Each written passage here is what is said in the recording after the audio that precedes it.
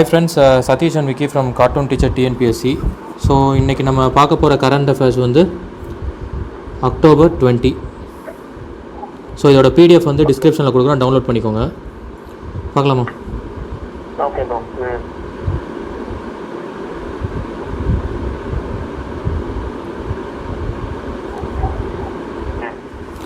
So இப்போது important dates வந்து ஆரம்பிக்கலாம். ஸோ இம்பார்ட்டன்ட் டேட்ஸ் வந்து ஃபஸ்ட்டு வந்து என்னென்னா அக்டோபர் 12 வேர்ல்டு ஆர்த்ரைட்டிஸ் டேன்னு சொல்கிறாங்க. சரி, அதோட தீம் என்னென்னா it is in your hand take action அப்படிங்கிறது தான் அது. ஸோ இது என்னன்னா ஆக்சுவலி இன்ஃப்ளமேஷன்னா ஒரு சில இன்ஜுரிஸ் வந்து ப்ரொடியூஸ் பண்ணும் ஜாயின்ஸில், சில வீக்கம் டியர்லாம் ஃபார்ம் ஆகும். சரியா? ஸோ அது ஜாயின்ஸில் உருவாகும் இது ஆர்த்ரைட்டிஸுங்கிறது. ஸோ அடுத்து அக்டோபர் 13 வந்து பார்த்தீங்கன்னா international day for disaster risk reduction. சரியா? இதுவும் கொஞ்சம் இம்பார்ட்டன்ட் தான். இட்ஸ் ஆல் அபவுட் கவர்னன்ஸ் அப்படிங்கிறாங்க தீம் இந்த வருஷத்தோடது. அடுத்து வர அக்டோபர் 14 வேர்ல்டு ஸ்டாண்டர்ட்ஸ் டே. ஸ்டாண்டர்டு மெஷர்மெண்ட்ஸ் இருக்கு இல்லையா, ஸோ அந்த ஸ்டாண்டர்டு தான் சொல்கிறாங்க. So protecting the planet with standards அப்படிங்கிறாங்க. இது 1970 இது வந்து பண்ணிட்டு செலிப்ரேட் பண்ணுறாங்க. சரி, அக்டோபர் 15 பாரு இ வேஸ்ட்டு. இது வந்து 3rd இ வேஸ்ட்டு செலிப்ரேட் பண்ணாங்க அக்டோபர் 15. அடுத்து இது கொஞ்சம் இம்பார்ட்டண்ட் தான். அக்டோபர் 15 பார்த்தீங்கன்னா ராஷ்ட்ரிய மகிழா கிஷான் திவாஸ் அப்படின்னா விமன் ஃபார்மர்ஸை பற்றி சொல்கிறாங்க. சரியா? ஸோ இந்த டைம் வந்து அதில் என்ன பண்ணியிருக்காங்கன்னா ஃபார் ஒரு புக் ஒன்று புக் இது ரிலீஸ் பண்ணியிருக்காங்க, inspiring stories of progressive women farmer. 2 short ஃபில்மும் ரிலீஸ் ஆயிருக்கு, Mahila Krishak and contribution in agriculture ஒன்று. ரெண்டாவது வந்து global examples of successful women farmers அப்படின்னு 2 ஷார்ட் ஃபில்ம்ஸும் ரிலீஸ் ஆயிருக்கு. சரி, அதாவது விமன் ஃபார்மர்ஸை பற்றி அது. ஸோ அடுத்து பாரு அவார்ட்ஸு. இது ஃபஸ்ட் ஒன் வந்து ரொம்ப இம்பார்ட்டன்ட் இல்லை, பட் இருந்தாலும் ஜஸ்ட் ரீட் பண்ணிக்க. அனிகா செப்ரோலோ அப்படின்னு சொல்லி ஒரு இந்தியன் அமெரிக்கன். அவங்க என்னென்னா அமெரிக்கன் டாப் யங் சயின்டிஸ்ட் அவார்டுன்னு சொல்லி 3M அப்படின்றவங்க தான் அதை கண்டக்ட் பண்ணியிருக்காங்க. ஸோ அவங்க எதுக்காக வாங்கியிருக்காங்க அப்படின்னா பொட்டென்ஷியல் COVID-19 ட்ரீட்மெண்ட்டுக்காக ஒரு இது சப்மிட் பண்ணியிருக்காங்க. சரியா? COVID-19 ட்ரீட்மெண்ட் ரெலவெண்ட்டாக ஒரு இது சப்மிட் பண்ணியிருக்காங்க. So Indian American. ஸோ அதில் வந்து அவங்களுக்கு அவார்டு என்னென்னா American top young scientist award அப்படின்னு சொல்லி சொல்கிறாங்க. சரியா? அது கொடுத்துருக்காங்க. ஸோ செகண்டும் பார்த்தீங்கன்னா ரொம்ப அந்தளவுக்கு இம்பார்ட்டன்ட் கிடையாது, பட் மேபி சம்டைம்ஸ் கேட்டுடலாம், அதனால் ஜஸ்ட்டு தெரிஞ்சுக்க. இதுவும் ஃப்ளீட் அவார்ட் 2020 சொல்லி நேவி இருக்கு இல்லையா, இந்தியன் நேவி, அவங்களுக்குள்ளே நடந்தது தான் இது. இதில் வந்து பெஸ்ட் ஷிப்புன்னு சொல்லி எது அவார்டு வாங்கியிருக்கு அப்படின்னா கேபிட்டல்ஸில் இருக்கக்கூடிய ஷிப்ஸ், கேபிட்டல் ஷிப்புன்னு சொல்லி INS சயாத்ரி. அதே போல் கவர்ட்ஸில் வந்து INS கோரா வாங்கியிருக்கு. இது 2 தான் வந்து பெஸ்ட் ஷிப்பில் வாங்கியிருக்கு. இதே வந்து பெஸ்ட் ஸ்பிரிட் ஷிப்பில் பார்த்தீங்கன்னா 2 வாங்கியிருக்கு. ஒன்று வந்து INS ஐராவத் அண்டு கில்டன். சரி, இந்த கில்டன்கிறது தான் பார்த்தீங்கன்னா இந்த ஸ்ரீலங்கா கூட அந்த நேவல் எக்ஸைஸ் லினக்ஸில் வந்து நேவல் எக்ஸைஸ்க்கு இந்த கில்டன் ஒன்று போயிருக்கு. சரி, அந்த INS ஐராவத் அண்ட் கில்டன் தான் வந்து பெஸ்ட் ஸ்பிரிட் ஷிப்பில் வாங்கியிருக்காங்க. பெஸ்ட் ஷிப்பில் வந்து INS சயாத்ரி அண்ட் கோரா. சரியா? ரொம்ப அந்தளவுக்கு இம்பார்ட்டன்ட் இல்லை, பட் ஆனால் ஜஸ்ட் ரீட் பண்ணிக்க போதும். அடுத்து பாரு அனிவர்சரி. குருநானக், இவர் தான் வந்து சீக் ரிலீஜன் இருக்கு இல்லையா, அதோட ஃபவுண்டர் குருநானக் தான். ஸோ அவரோட 551 அனிவர்சரி தான் செலிப்ரேட் பண்ண போகிறாங்க. எப்போனா நவம்பர் 30. ஸோ அது வருஷம் அந்த டேட்டு மாறும், அதாவது ஃபுல் மூன் டேல தான் அது டேட் ஃபிக்ஸ் பண்ணுவாங்க. எந்த மந்த்னா கார்த்திக் மந்த்து, அதாவது கார்த்திகை அப்படின்றாங்க. அதே போல் இது வந்து எப்படின்னா சாகால கேலண்டர் நம்ம படிக்கிறோம் இல்லையா, நம்மளோட நேஷ்னல் கேலண்டர் சாகா தானே, அதில் பார்த்தீங்கன்னா டேட்ஸ் மந்த்லாம் மாறும் இல்லையா. ஸோ அதில் பார்த்தீங்கன்னா இந்த April 10ங்கிறது பார்ன் April 10 அவர். ஸோ இது என்ன கான்செப்ட்னா இந்த இது பார்த்தீங்கன்னா மோஸ்ட்லி எல்லாருமே பார்த்தீங்கன்னா இந்த ஃபுல் மூணு தான் செலிப்ரேட் பண்ணுவாங்க. சரியா? அது வந்து எப்போ வரும் அப்படின்னா அக்டோபர் டு நவம்பர் அந்த அதில் தான் வரும். ஸோ அதுதான் அந்த கார்த்திக்னு எழுதியிருக்கேன் பார்த்தியா, அதான் கார்த்திகா அப்படின்வாங்க. சரி, அந்த மந்த்து. ஓகேவா? இதே April 10க்கு தான் வந்து அந்த கீழே வைசாகின்னு எழுதிருக்கு பார்த்தியா, அது.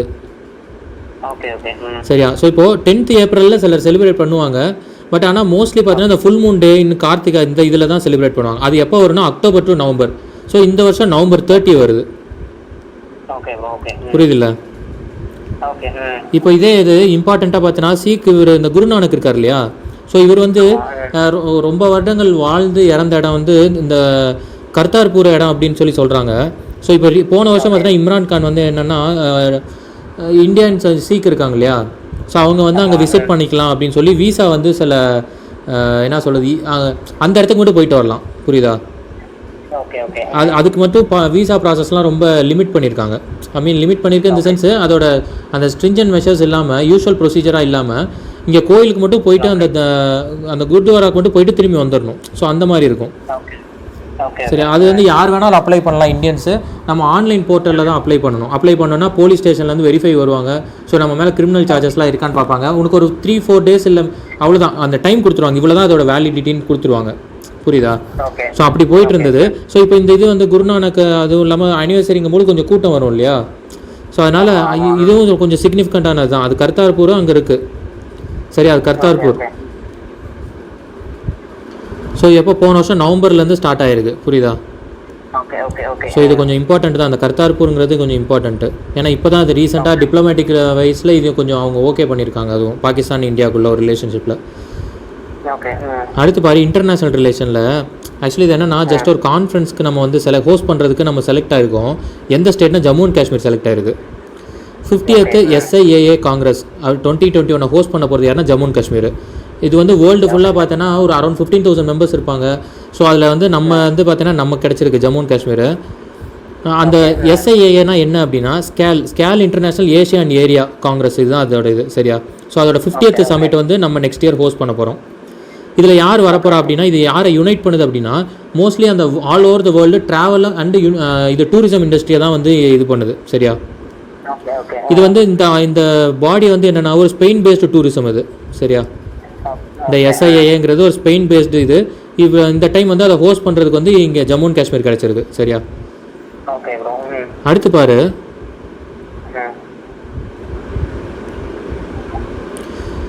GLPனா குட் லெபார்டரி ப்ராக்டிஸு. இதில் வந்து இந்தியாவுக்கு வந்து பார்த்தீங்கன்னா வைஸ் சேர் கிடச்சிருக்கு. இது வந்து OECDயோட ஒரு இதுதான். இது organisation for economic and cooperative development. இதுதான் அந்த OECDங்கிறது. இவங்களோட இதுதான் வந்து அந்த GLPங்கிறது குட் லெபார்டரி ப்ராக்டிஸு.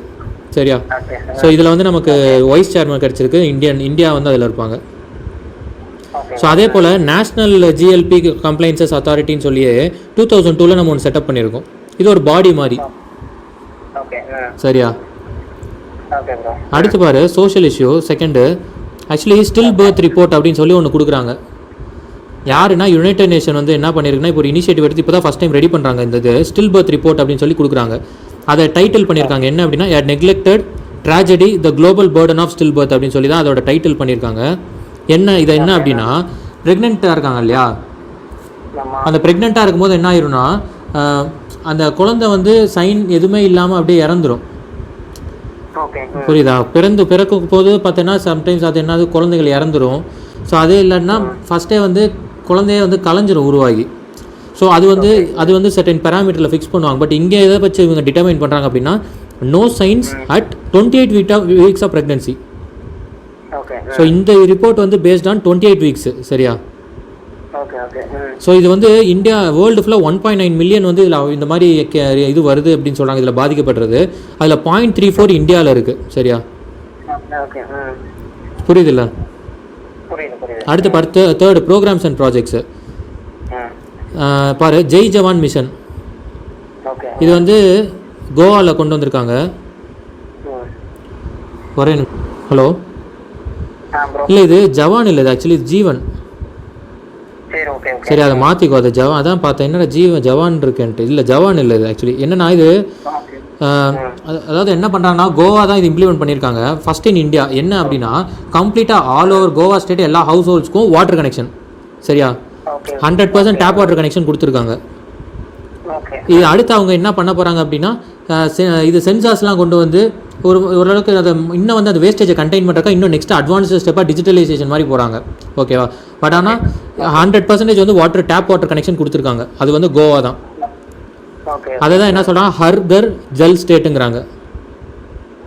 சரி, அந்த ஜவானை மாற்றிக்கோ, ஜீவன். சரியா? ஆமாம், ஜவான்னா ஆர்மி வந்துடும். அதான் என்ன மாற்றி எழுதியிருக்கு. சரியா? ஜவான் இல்லை, ஜீவன் அது. ஸோ ஹர்கர் ஜல் ஸ்டேட்டு. சரியா? வாட்டர் வந்து எல்லா இதுக்கும் இருக்குது அப்படின்றதான் சொல்கிறாங்க அதில், ஹிந்தி டேர்ம் அது.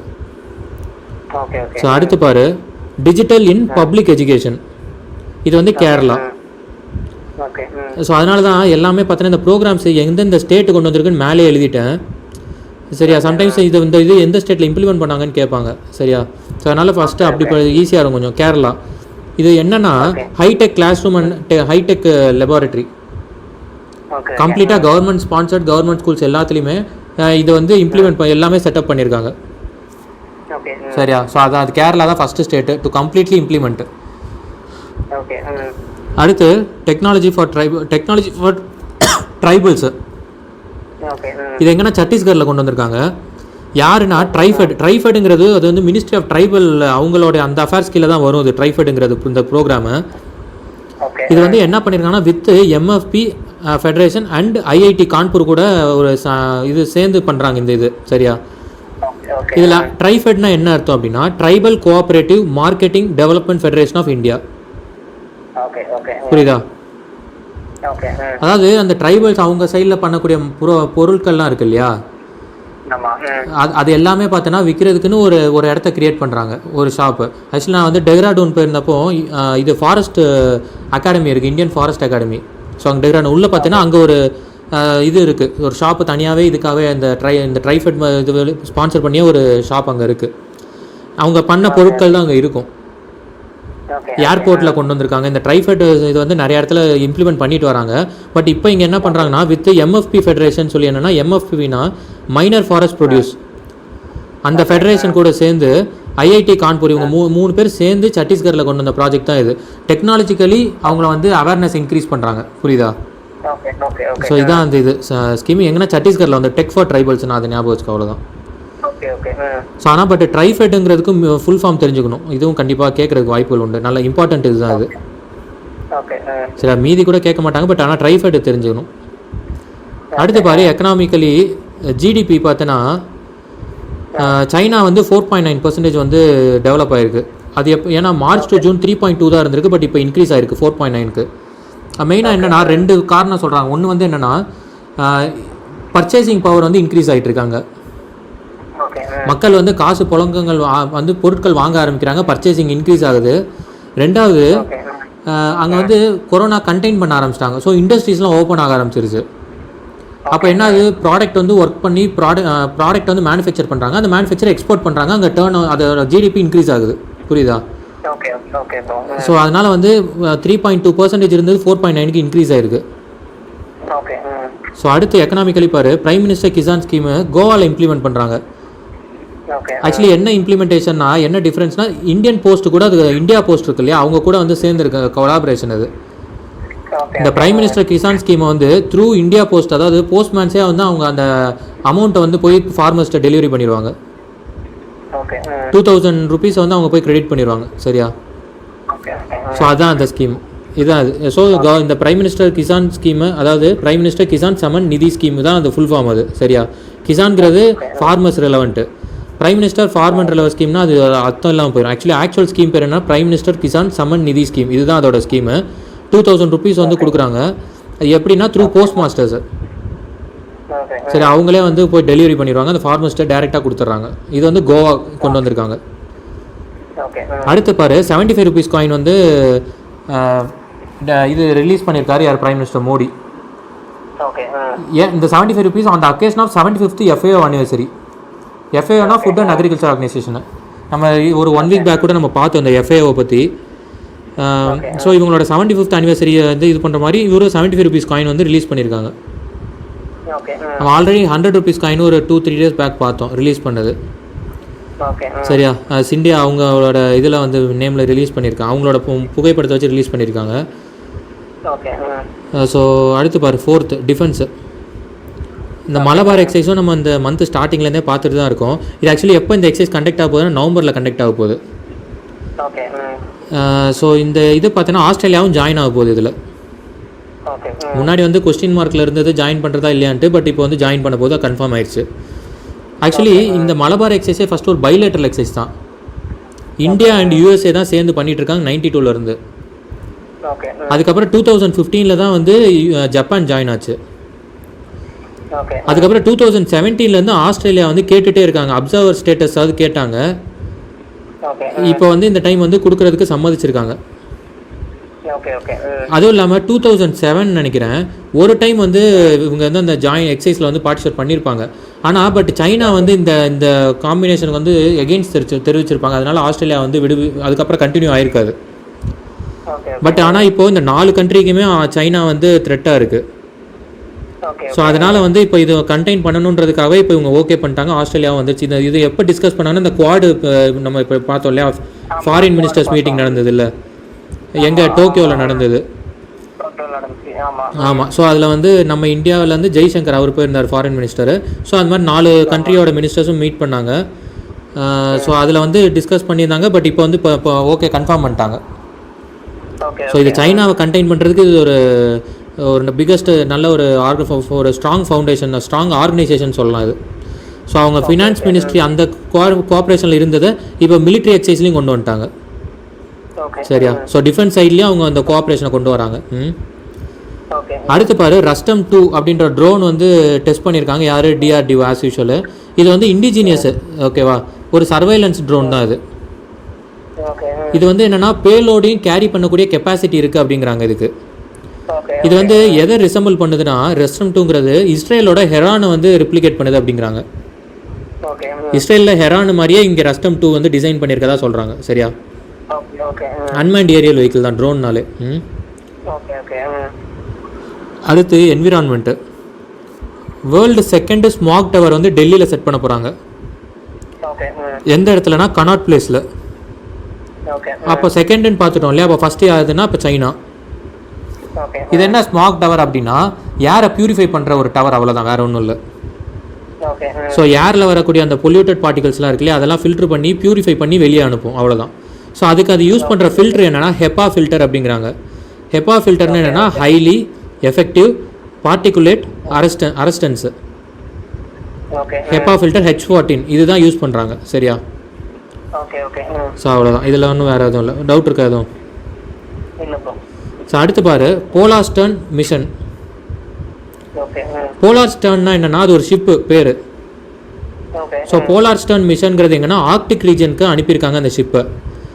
அந்த ஷிப்பில் யார் போயிருக்காங்கன்னா சயின்டிஸ்ட் போயிருக்காங்க. எங்கே இருந்துன்னா ஜெர்மன் ஆல்ஃப்ரெட் வெக்னர் இன்ஸ்டியூட்லேருந்து போனது 389 டேஸ் கம்ப்ளீட் பண்ணியிருக்காங்க. எப்போ ஸ்டார்ட் பண்ணாங்க அப்படின்னா 20 செப்டம்பர் 2019 ட்ராம்சோ அப்படின்ற இடத்துல இருந்து. அது எங்கே இருக்குன்னா நார்வேல இருக்குது. சரியா? ஸோ அங்கேருந்து ஸ்டார்ட் பண்ணி 389 டேஸ் கவர் பண்ணியிருக்காங்க. மோர் தென் 1 இயர் கவர் ஆகி திரும்பி ரிட்டர்ன் வந்திருக்காங்க. ஆர்க்டிக் ரீஜன் போயிருக்காங்க, சயின்டிஸ்ட் போயிருக்காங்க அந்த ஷிப்பில். இது எதுக்கு அப்படின்னா கிளைமேட் சேஞ்ச் ஆகிட்டு இருக்கு இல்லையா, குளோபல் வார்மிங்கு கிளைமேட் சேஞ்ச் ஆகிட்டு இருக்கு இல்லையா. ஸோ அங்கே இருக்கக்கூடிய என்ன அங்கே சேஞ்ச் ஆகிட்டு இருக்குன்னு சொல்லி ஒரு அனலைஸ் பண்ணுறதுக்காக அங்கே போயிருக்காங்க. சரியா? அடுத்து பாரு, recycling of ship act 2019 act pass பண்ணியிருக்காங்க. இது என்ன ரீசைக்ளிங் ஆஃப் ஷிப் ஆக்ட்னால என்ன பேர்லேயே வந்துருச்சு, ஷிப்பை வந்து ஸ்கிராம்பிள் பண்ணுறது. சரியா? அதை ஒரு வேஸ்ட் அப்படியே எல்லாத்தையும் வந்து இப்போ டீகமிஷன் பண்ணுறாங்கன்னு வச்சுக்கோ, ஆர்மியில் நேவிலேருந்து பண்ணுறாங்கன்னா அது, மற்ற இப்போ ஜென்ரல் ஷிப்ஸாக கூட இருக்கட்டும், ஷிப்பை டோட்டலாக இது பண்ணுறதுக்கு ஸ்கிராம்பிள் பண்ணுறது தான் இந்த இது. ஸோ இதுக்கு வந்து ஒரு நேஷனல் பாடி, ஒரு அபெக்ஸ் பாடி ஒன்று கிரியேட் பண்ணியிருக்காங்க. அது பேர் தான் நேஷனல் அத்தாரிட்டி ஃபார் ரீசைக்ளிங் அப்படின்னு சொல்லி ஒரு பாடி ஒன்று கிரியேட் பண்ணுறாங்க. இந்த ஆக்ட்லேருந்து அது டிரைவ் பண்ணுறாங்க.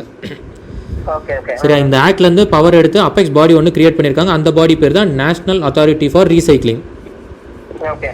இப்போது இது வந்து வேர்ல்டு லெவலில் கம்பேர் பண்ணும்போது இந்தியா ஒரு one of the largest player இது இந்த ஷிப் பிரேக்கிங்கில். ஸோ இது IMOன்றது இன்டர்நேஷ்னல் மேரிடைம் இதுதான். சரி, ஆர்கனைசேஷனு. இது வந்து ஆல்ரெடி வந்து 2009 ஹாங்காங் கன்வென்ஷனை வந்து அக்செப்ட் பண்ணிக்கிட்டாங்க. ஹாங்காங் கன்வென்ஷன்னா பார்த்தீங்கன்னா அந்த என்விரான்மெண்ட்டுக்கு பாதிப்பு உள்ளாகாத வகையில் எப்படி அதை ஸ்கிராம்பிள் பண்ணுறதுங்கிறது தான் அதுக்கு இது ஒரு சிஸ்டமேட்டிக் ப்ரொசீஜர்ஸ் கொடுத்துருப்பாங்க. ஸோ அதை வந்து இந்த IMO வந்து அக்செப்ட் பண்ணிக்கிட்டாங்க. பட் ஆனால் அது இன்னும் நடைமுறைக்கு வரலை. ஸ்டில் வந்து மெம்பர்ஸ் வந்து சிலது வந்து அப்ரூவ் இன்னும் அதுக்கு வந்து அசென்ட் கொடுக்காதனால, அப்ரூவ் கொடுக்காது, ஓகே பண்ணாதனால அது இன்னும் பெண்டிங்கில் இருக்குது. பட் ஆனால் இந்த ஸ்டாண்டர்டில் தான் இந்தியா வந்து இப்போ பண்ணுது. புரியுதா? ஸோ அவ்வளோதான். சிம்பிளாக என்னென்னா இந்த ரீசைக்ளிங் ஆஃப் ஷிப் ஆக்ட்டுங்கிறது என்னென்னா அது மீனிங் மட்டும் தெரிஞ்சுக்க, அவ்வளோதான். மற்றபடி வேறு ஒன்றும் இல்லை. அதே மாதிரி இந்த கன்வென்ஷன் தெரிஞ்சுக்க 2009 வந்திருக்கு, அவ்வளோதான். அடுத்து பாரு, ரேங்க்கு. ரேங்க்ல இந்த CRI இண்டெக்ஸ் அப்படின்னு சொல்லி இது யார் ரிலீஸ் பண்ணியிருக்கோன்னா ஆக்ஸ்ஃபேம். ஆக்சுவலி ஆக்ஸ்ஃபேம் நம்ம ஆல்ரெடி ஒரு 1 வீக் பேக் பார்த்தோம். என்ன அப்படின்னா ஹெல்த்துக்கு வந்து எந்த கண்ட்ரிலாம் வந்து எவ்வளோ கம்மியாக ஸ்பெண்ட் பண்ணுறாங்கன்றது பேஸ் பண்ணி ஒரு ரிப்போர்ட் பார்த்தோம். அதில் வந்து இந்தியா வந்து 4% தான் ஸ்பெண்ட் பண்ணுது. அவங்க சொல்கிறது வந்து 15% ஸ்பெண்ட் பண்ணணும்னு சொல்லியிருந்தாங்க. நம்ம ஆனால் 4% தான் ஸ்பெண்ட் பண்ணுறோம். ஓகே. ஸோ ஹெல்த் இண்டெக்ஸ்ன்னு சொல்லி ஒன்று பார்த்தோம். அதில் வந்து நம்ம வந்து சீரியஸ் கேட்டகரியில் இருக்கோம் இந்தியா வந்து. ஓகே. நம்ம ஆல்ரெடி அது பார்த்தோம். ஸோ 94 நினைக்கிறேன் அதோட ரேங்க்கு, சரியா ஞாபகம் இல்லை, 94 நினைக்கிறேன். ஸோ இப்போ அதே ஆக்ஸ்ஃபேம் தான் இன்னொரு ரிப்போர்ட் கொடுத்துருக்கு, சிஆர்ஐ இண்டெக்ஸ்னு. அது சிஆர்ஐனா என்னென்னா commitment to reduce inequality. Okay. இதில் வந்து நார்வே தான் ஃபஸ்ட்டில் இருக்குது, இந்தியா 129th பிளேஸில் இருக்குது. ஓகே. ஸோ அப்படின்னா என்ன அர்த்தம்? ஃபஸ்ட்டு நார்வே ரெடியூசிங் இன்இக்வாலிட்டிக்கு அந்த கேப் வந்து கம்மின்னு அர்த்தம். ஓகே. புரியுதா? புரியுது. ஸோ இந்த கேப் கம்மியாகுது, இன்இக்வாலிட்டியாக கம்மி பண்ணுறாங்க. அதில் நார்வே தான் ஃபஸ்ட்டு இருக்குது, இந்தியா 129ல் இருக்குது. ஓகே. சரியா? ஸோ அவ்வளோதான். ஓகே. Okay bro. ஸோ இன்றைக்கி வந்து அவ்வளோதான், முடிஞ்சிச்சு. ஸோ நாளைக்கு நம்ம வந்து October 21 பார்க்கலாம். ஸோ இன்றைக்கி கொஞ்சம் நிறையா இருக்கும், ஒரு டைம் ரீட் பண்ணிடு சரியா எல்லாமே. ஓகே. சரியா? பெண்டிங் வைக்காத, படிச்சுட்டே வந்துடு எல்லாத்தையுமே. Okay bro. ஓகே. சரி, நம்ம பாலிட்டியில் சென்ட்ரல் ஸ்டேட் ரிலேஷன் பார்க்கலாம். ஓகே. ஓகே.